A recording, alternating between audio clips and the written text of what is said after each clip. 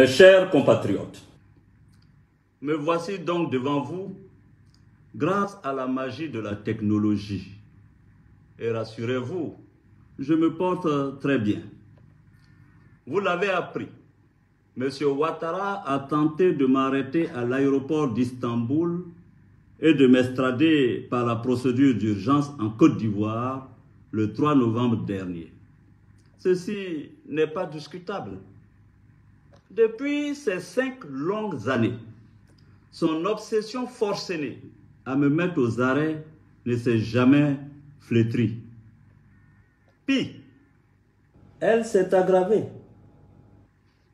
Après m'avoir fait condamner par une justice émasculée aux ordres, successivement à 20 ans et à perpétuité, il a entrepris de déclencher contre moi une féroce chasse internationale à l'homme en dépit des décisions de la Cour africaine des droits de l'homme et des peuples qui a annulé toutes les poursuites contre ma personne parce que, vous le savez bien, elles étaient politiquement motivées. Sachez-le, dans cette affaire, il ne s'est jamais agi de justice, mais plutôt de perfidie.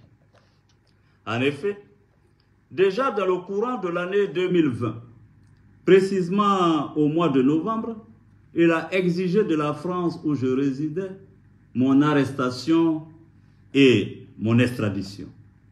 Paris, comme vous le savez, a décidé de m'interdire son territoire. Du 14 au 18 février 2022, Alassane Ouattara a effectué une visite officielle en Belgique avec, parmi ses priorités, l'obtention de mon arrestation. Il a expressément exigé que le visa Schengen que je détenais ne soit pas renouvelé. Il a insisté auprès du gouvernement belge pour que ce pays ne me délivre aucun document administratif qui m'aurait permis d'y résider légalement. Ceci aussi est incontestable. Ceci m'a contraint à emprunter une autre destination pour mon exil. En janvier 2022, je me suis installé à Dubaï. Le 23 décembre 2022, de la même année, recevant les lettres de créance de l'ambassadeur des Émirats arabes unis, il a profité pour réclamer mon arrestation et mon extradition en Côte d'Ivoire. Ceci ne se discute pas non plus. Informé, j'ai dû me résoudre, la mort dans l'âme, à nouveau, à prendre le pénible chemin de l'exil, m'enfonçant toujours plus loin dans les confins du continent asiatique. Chers compatriotes, la dernière tentative d'arrestation opérée à Istanbul démontre, si besoin en était, que le seul lieu de repos paisible que M. Ouattara me réserve est bien le cimetière. Est-ce le lieu auquel l'on doit destiner son bienfaiteur? Celui qu'on affublait hier encore du « c'est mon fils ».